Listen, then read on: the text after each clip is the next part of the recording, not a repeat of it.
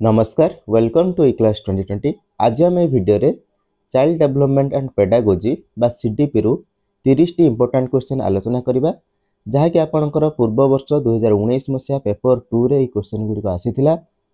एई भिडियोटी आपणकु OTT paper 1 paper 2 आ आगो को जे आसुछि jetty बा असिस्टेंट टीचर सेति पई आपणकु बहुत हेल्पफुल रहइबो। चलंतु भिडियोटी स्टार्ट करबा। प्रथम देखिबा क्वेश्चन नंबर 1। एरिक एरिक्सन को मनोसामाजिक विकास सोपान अनुजाई जड़े व्यक्ति जितेबले डैश बयसर होइथांती सेतेबले से ज्ञानर मौलिक गुण हासिल करती। ऑप्शन 1 12 एवं 18 वर्ष मध्य, ऑप्शन 2 21 वर्ष रु कम, ऑप्शन 3 18 एवं 40 वर्ष मध्य, ऑप्शन 4 65 वर्ष रु अधिक। तले देजी एरिक एरिक्सन को मनोसामाजिक विकास सोपान अनुजाई जड़े व्यक्ति जितेबले केते बयस रही था ज्ञानर मौलिक गुण सब हासिल से करते ना 65 वर्ष रु अधिक बयस जो जड़े व्यक्ति होती से ज्ञानर मौलिक गुण सब हासिल करते। ऑप्शन 4 हूँ राइट आंसर। परवर्ती प्रश्न क्वेश्चन नंबर 2। पियाजेट को कॉग्निटिव डेवलपमेंट तत्व रे डैश रो प्रक्रिया होता है जेतेबेले पूर्वरु थिबा ज्ञान काम करे नाही एवं नुआ वस्तु किंबा परिस्थिति सह ताल देवा पई एहाकु बदलाइबा आवश्यक होइथाय। Option 1 accommodation, option 2 assortment, option 3 assimilation, option 4 equilibrium. तले हमर राइट आंसर होची अकोमोडेशन। तले अकोमोडेशन गोटे प्रक्रिया जेउथरे जेतेबेले पूर्वरु थिबा ज्ञान काम करे नाही एवं नुआ वस्तु किंबा परिस्थिति सह ताल देवा पई एहाकु बदलाइबाकु आवश्यक होइथाय। जितेबाला बदला जाउची सेतेबाला कौन कह जाउची परिस्थिति अनुसार जितेबाला बदला जाए ताकू अकोमोडेशन कहि थांती। परवर्ती प्रश्न पियाजेट को प्री ऑपरेशनल सोपान डैश वर्ष आयु सह मेल खाए। तले जो प्री ऑपरेशनल स्टेज जोटा अछि पियाजेट कर सेटा होची 2 रु 7 वर्ष बयस सहित मेल खाई थाए। परवर्ती प्रश्न केउ थियोरी अनुजाई प्रति सोपानर सफल सोपानर समापनर परिणाम सुस्थ व्यक्तित्व एवं मौलिक गुणवत्तार अधिग्रहण होता है। ऑप्शन गुड़ी को देखिदेवा। ऑप्शन 1 देची जीन पियाजेट को कॉग्निटिव विकास थियोरी, ऑप्शन 2 फ्रॉइड को साइको सेक्सुअल सोपानर विकास, ऑप्शन 3 एरिक्सन को मनोसामाजिक विकास, ऑप्शन 4 कोलबर्न को नैतिकता विकासर सिद्धांत। तले हमर राइट आंसर होची एरिक्सन को मनोसामाजिक विकास। परवर्ती प्रश्न को चिबा समस्त जैविक प्रक्रियार समुदाय जहा द्वारा निर्दिष्ट गुणवत्ता अभिभावक ठारू सेमानक संतान मानकु स्थानांतर होता है ताहाकु कौन कहा जाए? ताहाकु वंश कहा जाए। कौन कहा जाए? वंश। तले सेतेबेले अभिभावक मानक ठारू सेना संतान मानक माने ताकु कौन होची निर्दिष्ट गुण गुडक ट्रांसफर होची बा स्थानांतर होची ताकु हम कौन कहिथाउ ना वंश कहिथाउ। तापरे साइकोसेक्सुअल एनर्जी किंबा लिबिडो को व्यवहार पछर ड्राइविंग फोर्स भाबे किए व्याख्या करिसंती। Option A Jean Piaget, option B Sigmund Freud, option 3 Erik Erikson, option 4 Lawrence Kohlberg. तले हमर सठिक आंसर होची सिगमंड फ्रॉइड। परवर्ती प्रश्न को जिबा क्वेश्चन नंबर 7। गोटे 2 वर्षर शिशु देखे जे जड़े व्यक्ति मुंड उपरु चंदा अछंती एवं तांकर उभय पार्श्व लंबा घंच केश अछि। से डरी करी बापा को क्लाउन क्लाउन बोली चित्कार करती। यह कहार उदाहरण? ऑप्शन 1 अकोमोडेशन, ऑप्शन 2 भासिलेशन, ऑप्शन 3 एसिमिलेशन, ऑप्शन 4 इक्विलिब्रियम। तले एठारे राइट आंसर होची एसिमिलेशन। तले जेतेबेले क्लाउन क्लाउन बोली चित्कार करिथाय गोटे 2 वर्षर शिशु गोटे चंदा लोक को देखिकी ताको आमे कौन कहिथाउ ना एसिमिलेशन कहिथाउ। 8 नंबर प्रश्न को जिबा कोहलबर्न को अनुजाई केउ सोपान रे पिला माने नियम को स्थिर एवं निश्चित बोली धरि नियंती दंडरू विरत हेबा पई नियम मानंती। ऑप्शन 1 बाध्यतामूलक नैतिकता, option 2 post conventional morality, option 3 pre conventional morality, option 4 conventional morality. तले एठारे सठिक आंसर होची प्री कन्वेंशनल मोरालिटी। तले ऑप्शन 3 होची 8 नंबर राइट आंसर। परवर्ती प्रश्न को चिबा केउ सोपान रे पिलार सांग वर्ग अधिक महत्वपूर्ण हेबे ଏବଂ ପିଲାର ଆତ୍ମସମ୍ମାନର ଏକ ପ୍ରମୁଖ ଉତ୍ସ ପାଲଟିବେ। ଅପସନ୍ 1 ତୃତୀୟ, ଅପସନ୍ 2 ଦ୍ୱିତୀୟ, ଅପସନ୍ 3 ଚତୁର୍ଥ, ଅପସନ୍ 4 ପଞ୍ଚମ। ହେଲେ ଚତୁର୍ଥ ସୋପାନରେ ଗୋଟେ ପିଲାର ସାଙ୍ଗ ସହିତ ଅଧିକ ମହତ୍ୱପୂର୍ଣ୍ଣ ହେବେ ଆଉ ପିଲାର ଆତ୍ମସମ୍ମାନର ପ୍ରମୁଖ ଉତ୍ସ ମଧ୍ୟ ପାଲଟିବେ ପିଲାର ସାଙ୍ଗବର୍ଗ। ତାପରେ କ୍ୱେଶ୍ଚନ ନମ୍ବର 10 ନିମ୍ନୋକ୍ତ ମଧ୍ୟରୁ କେଉଁଟିକୁ ଏକ ସୁସଙ୍ଗତ ଦୋହରା ଯାଉଥିବା କାର୍ଯ୍ୟର କ୍ରମ ଯାହାର ଆନୁଷ୍ଠାନିକ କାର୍ଯ୍ୟକୁ ପ୍ରକ୍ରିୟାକରଣ କରେ ଯାହା ଏକ ପ୍ରମୁଖ ଅର୍ଥ ଦ୍ୱାରା ପରସ୍ପର ସହ ଜଡ଼ିତ ଏବଂ ଅନୁଶାସିତ ହୋଇଥାଏ ବୋଲି ବ୍ୟାଖ୍ୟା କରାଯାଏ। Option 1 equilibrium, option 2 assimilation, option 3 schema, option 4 accommodation. ତାହେଲେ ଏହାର ରାଇଟ୍ ଆନ୍ସର ହେଉଛି ସ୍କିମା। କ'ଣ ସେଟା? ସ୍କିମା ବୋଲି କୁହାଯାଏ। 11 ନମ୍ବରକୁ ଯିବା। ବିଦ୍ୟାଳୟ ବାହାରେ ଜୀବନ ସହ ଜ୍ଞାନକୁ ସଂଯୋଗ କରିବା ହେଉଛି କାହାର ମାର୍ଗଦର୍ଶୀ ସିଦ୍ଧାନ୍ତ? ଅପସନ୍ 1 ଜାତୀୟ ପାଠ୍ୟକ୍ରମ ରୂପରେଖ 2005 ବା NCF 2005, ଅପସନ୍ 2 ବିଦ୍ୟାଳୟ ଶିକ୍ଷା ପାଇଁ ତୃତୀୟ ଜାତୀୟ ପାଠ୍ୟକ୍ରମ ରୂପରେଖ 2000, option 3 national policy on education ବା NEP 1986, secondary education commission 1962 to 63। ତାହେଲେ ଏଠି ଆମର ରାଇଟ୍ ଆନ୍ସର ହେଉଛି ବିଦ୍ୟାଳୟ ବାହାର ଜୀବନ ସହିତ ଜ୍ଞାନକୁ ସଂଯୋଗ କରିବା ହେଉଛି ଆପଣଙ୍କର NCF ବା national council framework, national curriculum framework ବା ଜାତୀୟ ପାଠ୍ୟକ୍ରମ ରୂପରେଖ ବା NCF 2005 ର ଏଇଟା ହେଉଛି ମାର୍ଗଦର୍ଶୀ ସିଦ୍ଧାନ୍ତ। ନ୍ୟାସନାଲ କରିକୁଲମ ଫ୍ରେମୱାର୍କ NCF ର ଫୁଲ୍ ଫର୍ମ। 12 ନମ୍ବର ପ୍ରଶ୍ନକୁ ଯିବା। ଏସବୁ ମଧ୍ୟରୁ କେଉଁଟି ହେଉଛି ପଠନ ବ୍ୟତିକ୍ରମ? ତାହେଲେ ପଠନ ବ୍ୟତିକ୍ରମକୁ ଆମେ କ'ଣ କହିଥାଉ ନା ଡିସ୍ଲେକ୍ସିଆ କହିଥାଉ। ଡିସ୍ଲେକ୍ସିଆ। ପରବର୍ତ୍ତୀ ପ୍ରଶ୍ନ 13 ନମ୍ବରର ପ୍ରଶ୍ନ ଶିଖିବାରେ ବ୍ୟତିକ୍ରମ ବା ସମସ୍ୟା ଥିବା ଛାତ୍ରଙ୍କ ପାଇଁ ଏସବୁ ମଧ୍ୟରୁ କେଉଁଟି ଗୋଟିଏ ଭଲ କୌଶଳ ନୁହେଁ? ହେଲେ ଯେଉଁ ପିଲା ଶିଖିବାରେ ବ୍ୟତିକ୍ରମ ବା ସମସ୍ୟା ଅଛି ସେ ଛାତ୍ରଙ୍କ ପାଇଁ ଏଇ ଯେଉଁ କୌଶଳ ମଧ୍ୟରୁ କେଉଁଟା ଭଲ କୌଶଳ ନୁହେଁ ଆମେ ବାଛିବା। ଅପସନ୍ 1 ନିରନ୍ତର ଗୁଣାତ୍ମକ ଫିଡବ୍ୟାକ୍ ଯୋଗାଇବା। ଅପସନ୍ 2 କୁ ଯିବା। ଅପସନ୍ 2 ଅଛି ଶିକ୍ଷାକୁ ଛୋଟ ଛୋଟ ସୋପାନରେ ଭାଙ୍ଗିବା।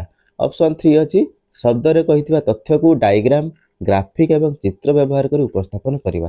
ଅଡିଓ ବହି ସବୁ ବ୍ୟବହାର କରିବା। ତାହେଲେ ଅଡିଓ ବହି ସବୁ ବ୍ୟବହାର କରିବା এই କୌଶଳଟା କାର୍ଯ୍ୟକାରୀ ହେବ ନାହିଁ। ଆଉ ତିନୋଟି କୌଶଳ କାର୍ଯ୍ୟକାରୀ ହେବ। ତାପରେ 14 ନମ୍ବର ପ୍ରଶ୍ନକୁ ଯିବା। ଡ୍ୟାସ୍ ମାଧ୍ୟମରେ ହାସଲ କରାଯାଉଥିବା ଜ୍ଞାନ ନୂଆ ଶିଖିବା ପରିସ୍ଥିତିରେ ପ୍ରଯୁଜ୍ୟ ହୋଇଥାଏ। ଏହି ପ୍ରକାର ଶିକ୍ଷା ଛାତ୍ରମାନଙ୍କ ସହ ଜୀବନ ସାରା ରହିଥାଏ। ତାହେଲେ ଏଇଟାକୁ ଆମେ କେଉଁ ମାଧ୍ୟମରେ ହାସଲ କରାଯାଉଥିବା ଜ୍ଞାନ କହିବା? ଅପସନ୍ 1 ଅର୍ଥପୂର୍ଣ୍ଣ ଶିକ୍ଷା, ଅପସନ୍ 2 ଘୋଷା ଶିକ୍ଷା, ଅପସନ୍ 3 ସାମାଜିକ ଶିକ୍ଷା, ଅପସନ୍ 4 ଅନୁକରଣୀୟ ଶିକ୍ଷା। ତାହେଲେ ଏଇଟା ହେଉଛି ଅର୍ଥପୂର୍ଣ୍ଣ ଶିକ୍ଷା। ତାହେଲେ 14 ନମ୍ବରର ଆନ୍ସର ହେଉଛି ଅପସନ୍ 1 ଅର୍ଥପୂର୍ଣ୍ଣ ଶିକ୍ଷା। 15 ନମ୍ବର ପ୍ରଶ୍ନକୁ ଯିବା। ଶିକ୍ଷକ ବ୍ୟବହାର କରୁଥିବା ବିଭିନ୍ନ ପ୍ରକାରର ଦୃଷ୍ଟିକୋଣ ଏବଂ କୌଶଳ ଯାହା ଅର୍ଥପୂର୍ଣ୍ଣ ଶିକ୍ଷା, ସମସ୍ତ ଶିକ୍ଷାର୍ଥୀଙ୍କ ସକ୍ରିୟ ଅଂଶଗ୍ରହଣ, ସେମାନଙ୍କ ଜ୍ଞାନକୁ ମାନ୍ୟତା ଦେବାକୁ ପ୍ରୋତ୍ସାହନ କରିବା ଏବଂ ପୂର୍ବ ବ୍ୟକ୍ତିଗତ ଅଭିଜ୍ଞତା ହେଉଛି ଡ୍ୟାସ୍ର ଉଦାହରଣ। ତାହେଲେ ଏଇଟା ହେଉଛି ଆପଣଙ୍କର ଇନକ୍ଲୁସିଭ୍ ଏଜୁକେସନ୍ ବା ଅନ୍ତର୍ନିବେଶୀ ଶିକ୍ଷାର ଉଦାହରଣ। ବୁଝିହେଉଛି? ଇନକ୍ଲୁସିଭ୍ ଏଜୁକେସନ୍କୁ ଆମେ ଓଡ଼ିଆରେ କହନ୍ତି କ'ଣ ନା ଅନ୍ତର୍ନିବେଶୀ ଶିକ୍ଷା। କ'ଣ କହନ୍ତି? ଅନ୍ତର୍ନିବେଶୀ ଶିକ୍ଷା ବା ଇନକ୍ଲୁସିଭ୍ ଏଜୁକେସନ୍। ପରବର୍ତ୍ତୀ ପ୍ରଶ୍ନ 16 ନିମ୍ନୋକ୍ତ ମଧ୍ୟରୁ କେଉଁଟିକୁ ଶୁଣିବାରେ ସମସ୍ୟା ଥିବା ଛାତ୍ରଙ୍କ ଶିଖିବା ଆବଶ୍ୟକତା ପୂରଣ ପାଇଁ ଜଣେ ଶିକ୍ଷକ ବ୍ୟବହାର କରିପାରିବେ? ତାହେଲେ ପିଲାଟିର ଶୁଣିବାରେ ସମସ୍ୟା ଅଛି। ତାହେଲେ ଆମେ ଯଦି ତାକୁ ଅଡିଓ ବୁକ୍ସ ଶୁଣେଇବା ତାହେଲେ ସେ ଶୁଣିପାରିବ କି? ଶୁଣିପାରିବନି। ବ୍ରେଲି ଉପକରଣ ତ ଯେଉଁମାନେ ଦୃଷ୍ଟିବାଧିତ ପିଲା। ତାହେଲେ ଯଦି ଆମେ ଭିଜୁଆଲ ବୋର୍ଡସ୍ ତାକୁ ଦେଖେଇବା ତାହେଲେ ସେ ଶିଖିପାରିବ। ତାହେଲେ ଶିକ୍ଷକ ଭିଜୁଆଲ ବୋର୍ଡସ୍ ଏଇ TLM ସେ ବ୍ୟବହାର କରିବେ। ଆସିଷ୍ଟେଡ୍ ରିଡିଂ ମଧ୍ୟ ବ୍ୟବହାର କରିବେ ନାହିଁ। ତାପରେ 17 ନମ୍ବର ପରିବର୍ତ୍ତନକାରୀ ଶିକ୍ଷଣ ସିଦ୍ଧାନ୍ତକୁ କିଏ ପ୍ରତିପାଦିତ କରିଥିଲେ? Option 1 Martin Seligman, option 2 Jack Mezirow, option 3 Mihaly Csikszentmihalyi, option 4 Abraham Maslow. ତାହେଲେ ଆମର ରାଇଟ୍ ଆନ୍ସର ହେଉଛି ଜ୍ୟାକ୍ ମେଜିରୋ। ତାହେଲେ ପରିବର୍ତ୍ତନକାରୀ ଶିକ୍ଷଣ ସିଦ୍ଧାନ୍ତକୁ ଜ୍ୟାକ୍ ମେଜିରୋ ପ୍ରତିପାଦିତ କରିଥିଲେ। ତାହେଲେ 17 ନମ୍ବରର 2 ହେଉଛି ରାଇଟ୍ ଆନ୍ସର। 18 ନମ୍ବର ପ୍ରଶ୍ନକୁ ଯିବା। ନୂଆ କଥାବସ୍ତୁକୁ ଅଧିକ ଭଲ ଭାବେ ବୁଝିପାରିବା ପାଇଁ କେଉଁ ଛାତ୍ରମାନଙ୍କୁ ସେମାନେ ପରିଚିତ ଥିବା डैश छात्र मानकु सेमाने परिचित थिबा किंबा जहा सह सेमानकर अभिज्ञता अछि ताहा व्यवहार पाई सक्षम कराए तले एटा को कॉन्सेप्चुअल शिक्षा कहा जाए कोन कहा जाए कॉन्सेप्चुअल शिक्षा। परवर्ती प्रश्न 19 नंबर प्रश्न को जिबा डैश हेउची एक अभिव्यक्ति जहा गुरुत्व दिए जे शिक्षार कौन सी परिस्थिति रे समान परिस्थितिर इतिहास एवं उपलब्ध सांस्कृतिक संबल आधार रे प्रकृत स्थिति जानिबा पई रूपरेख उद्देश्य संपर्क आदि पई लोक माने सक्रिय भावे नियोजित रही थांती। ऑप्शन 1 समस्त को फायदा देबा पई शिक्षा, ऑप्शन 2 न शिखिबा पई शिक्षा, ऑप्शन 3 अर्थ तैयारी करिबा पई शिक्षा, ऑप्शन 4 रोजगार माध्यम भावे शिक्षा।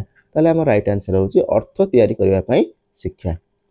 20 नंबर प्रश्न को जिबा डैश को अनुजाई प्रति व्यक्तिंकर भिन्न व्याख्या एवं प्रक्रिया होइथिबा ज्ञानर रूपरेख रही एवं शिक्षार्थी जड़े फांका स्लेट नुहति से अतीत अभिज्ञता एवं सांस्कृतिक कारक को एक परिस्थिति को आनी थांती ताले कहा अनुजाई ना कंस्ट्रक्टिविज्म अनुजाई कहा अनुजाई ना कंस्ट्रक्टिविज्म अनुजाई। तापर 21 नंबर प्रश्न को जिबा शिक्षार्थी को व्याख्या करिबा पई शिक्षक केउथिरे मुख्यतः अध्यापना को व्यवहार करंती।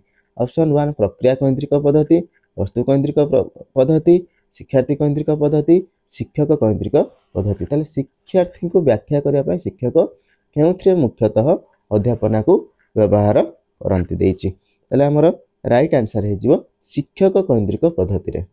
के पद्धति रे शिक्षक केंद्रिक पद्धति रे शिक्षार्थी को व्याख्या करिया पई शिक्षक अध्यापना को व्यवहार करते ताले अध्यापना कथा जते आसी जाउची ताले सेटा शिक्षक केंद्रिक पद्धति बा टीचर सेंटर्ड हो जाउची। परवर्ती प्रश्न को जिबा शिखिबार शेष रे डैश करा जाई थाए एवं एथिरे छात्र केते शिखिसंती ताहा मपा जाई थाए ताले शिखिबार शेष रे जेहेतु करा जाउची ताले समेटिव असेसमेंट बा समेटिव आकलन। परवर्ती प्रश्न को जिबा 23 नंबर प्रश्न शिक्षार्थी केंद्रिक पद्धति रे डैश कौन करिवो ताहा उपरे शिखिबा उद्देश्य प्रतिफलित हेबा उचित ताले शिक्षार्थी केंद्रिक पद्धति रे किए करिवो कहा कथा कहा जाए बेसी कहा कथा शिक्षार्थी मानक कथा कहा जाए चाइल्ड सेंटर्ड एजुकेशन रे। परवर्ती प्रश्न चिंता करी प्रश्न पचारी डैश चिंता करी प्रश्न पचारी परिस्थिति परिदृश्य करी समाधान खोजी कार्यक्रम एवं परीक्षण करी और निजे एक समाधान रे पहुंची सक्रिय भाव निजर शिक्षा संरचना करने को छात्र मानक सुजोग प्रदान करे ताले ऑप्शन गुडी को हमें देखि दबा देछि कोलाबोरेटिव शिक्षा समस्या आधारित शिक्षा कॉन्सेप्ट मैपिंग प्रकल्प आधारित शिक्षा ताले जेतेबेले समस्या आधारित शिक्षा आसी थाए सेते बेले से एई सबु प्रक्रिया सबु कोन कार्यकारी करथाय गोटे पिला चिंता करथाय प्रश्न पचारथाय परिस्थिति परिदृश्य करथाय समाधान निजे खोजी थाए कार्यक्रम एवं परीक्षण करि थाए आ निजे एक समाधान में पहुंची सक्रिय भाव निजर शिक्षा संरचना करि थाए ताले एटा होची हमर समस्या आधारित शिक्षा कहा जाए। 25 नंबर उभय शिक्षक और शिक्षार्थी को निरंतर फीडबैक प्रदान करने को निर्देशावली देला बेले डैश करा जाय थाए फॉर्मेटिव असेसमेंट बा फॉर्मेटिव आकलन करा जाय थाए। 26 नंबर को जिबा डैश शिक्षकों को यह जानिबार आग्रह थाए जे प्रकृत रे उत्तेजना एवं प्रतिक्रिया माध्यम रे शिखिबा व्यक्ति भितर कौन होई थाए ताले सेटा को कौन कहंदी शिक्षार्थी केंद्रिक शिक्षकों को। परवर्ती प्रश्न 27 number the more knowledgeable other बा MKO र सिद्धांत किए देथिले। Option 1 Jean Piaget, option 2 Erik Erikson, option 3 Jerome Bruner, option 4 Lev भाइगोट्स्की। ताले MKO कथा कहले हमें लेव भाइगोट्स्की को बुझंती से एही सिद्धांत देथिले the more knowledgeable other. 28 number प्रश्न डैश पाठ्यक्रम मध्यरे पाठ्यचर्यार रूपरेख करने समय विशेषज्ञ सही विषय वस्तु चयन करती जहाँ विद्यालय रे सबुठारु महत्वपूर्ण किंवा शिक्षणीय योग्य होता है ताले ऑप्शन 1 विषय केंद्रिक, ऑप्शन 2 शिक्षक केंद्रिक, ऑप्शन 3 आविष्कार शिक्षा लाभ, ऑप्शन 4 शिक्षार्थी केंद्रिक। ताले केउ पाठ्यक्रम रे पाठ्यचर्यार रूपरेख करने समय विशेषज्ञ सही विषय वस्तु चयन करथांती ताले विषय वस्तु कथा आछि सेथिपाई ए पाठ्यक्रम को आमे कोन कहबा ना विषय केंद्रिक पाठ्यक्रम। परवर्ती प्रश्न कहा अनुसार शिक्षार उद्देश्य हेउछि ज्ञान प्रदान करबा नुहे किंतु एक शिशुर भावना और समस्या समाधान କରିବା କୌଶଳକୁ ସୁଗମ କରିବା ଅଟେ, ଯାହାକି ପରେ ଅବସ୍ଥା ଗୁଡ଼ିକୁ ସ୍ଥାନାନ୍ତରିତ କରାଯାଇପାରିବ। Option 1 Jean Piaget, option 2 Jerome Bruner, option 3 Erik Erikson, option 4 Lev Vygotsky. ତାହେଲେ ଏଠାରେ ଆମର ରାଇଟ୍ ଆନ୍ସର ହେଉଛି ଜେରମ୍ ବ୍ରୁନେର। କ'ଣ ଜେରମ୍ ବ୍ରୁନେର ହେଉଛି ଆମର ରାଇଟ୍ ଆନ୍ସର। ଶେଷ ପ୍ରଶ୍ନ କ୍ୱେଶ୍ଚିନ୍ ନମ୍ବର 30 ଡ୍ୟାସ୍ର ଅବଧାରଣାର ତାତ୍ପର୍ଯ୍ୟ ଏହା କି ଛାତ୍ର ନିଜ ପାଇଁ ନିଜର ଜ୍ଞାନ ନିର୍ମାଣ କରେ। ଅପସନ୍ 1 ଆବିଷ୍କାର ଶିକ୍ଷାଲାଭ, ଅପସନ୍ 2 ପରୀକ୍ଷଣ ଓ ଶିଖିବାର ତ୍ରୁଟି ବିଧି, ଅପସନ୍ 3 ନିର୍ଦ୍ଦେଶିତ ଶିକ୍ଷା, ଅପସନ୍ 4 ଅସ୍ଥାୟୀ ଗଠନ। ତାହେଲେ ଆମର ଏଠି ରାଇଟ୍ ଆନ୍ସର ହେଉଛି ଆବିଷ୍କାର ଶିକ୍ଷାଲାଭ। ତାହେଲେ ଆବିଷ୍କାର ଶିକ୍ଷାଲାଭର ଅବଧାରଣାର ତାତ୍ପର୍ଯ୍ୟ ଏହା କି ଛାତ୍ର ନିଜ ପାଇଁ ନିଜର ଜ୍ଞାନ ନିର୍ମାଣ କରେ। ତାହେଲେ ଆବିଷ୍କାର ଶିକ୍ଷାଲାଭ ହେଉଛି ରାଇଟ୍ ଆନ୍ସର। ମୁଁ ଆଶା କରୁଛି ଆପଣମାନେ এই 30ଟି ପ୍ରଶ୍ନର ଉତ୍ତର ବୁଝିପାରିଥିବେ। ଯଦି ଭଲ ଲାଗିଛି ଭିଡ଼ିଓଟିକୁ ଲାଇକ୍ କରିବେ, ଚ୍ୟାନେଲଟିକୁ ସବସ୍କ୍ରାଇବ୍ କରିବେ ଆଉ ଅନ୍ୟମାନଙ୍କ ସହିତ ଭିଡ଼ିଓଟିକୁ ସେୟାର କରିବେ। ଆଉ ଯଦି କେଉଁ ଟପିକରେ ଆପଣ ଭିଡ଼ିଓ ଚାହୁଁଥାନ୍ତି ତେବେ କମେଣ୍ଟ ମାଧ୍ୟମରେ ଆପଣ ଜଣାଇ ପାରିବେ। ମୁଁ ସେ ବିଷୟରେ ଭିଡ଼ିଓ ନେଇ ଆସିବି। ଭିଡ଼ିଓଟିକୁ ଆରମ୍ଭରୁ ଶେଷ ପର୍ଯ୍ୟନ୍ତ ଦେଖିଥିବାରୁ ବହୁତ ବହୁତ ଧନ୍ୟବାଦ।